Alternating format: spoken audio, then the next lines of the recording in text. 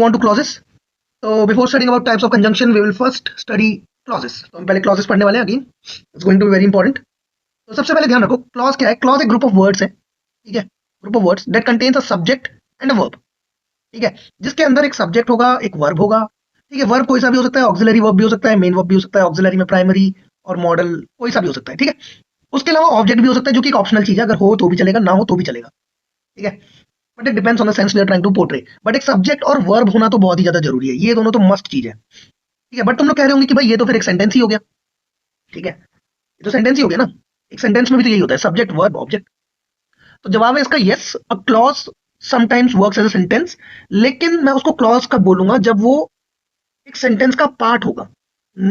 Even एक certain clause है जो अपने आप में भी एक पूरा सेंस बना सकता है, एज अ सेंटेंस वो वर्क कर सकता है, लेकिन वो एक सेंटेंस एलिमेंट की तरह काम कर रहा होगा, वो सेंटेंस का बिल्डिंग ब्लॉक होगा. ये बोला यहाँ पे clauses are the building blocks of sentences, तो वो सेंटेंस का एक पार्ट होगा. मैं आपको ये बात एक एग्जांपल से समझाता हूँ. मैंने बोला, फॉर एग्जांपल मैं बोलता हूँ राहुल जो है, मैंने बोला राहुल इज अ टीचर, ठीक है, and Shyam is a doctor. ये मैंने एक एग्जांपल लिया. अब इस सेंटेंस के अंदर देखो गाइस, यहाँ पे है राहुल इज अ टीचर, तो राहुल एक टीचर है and Shyam is a doctor.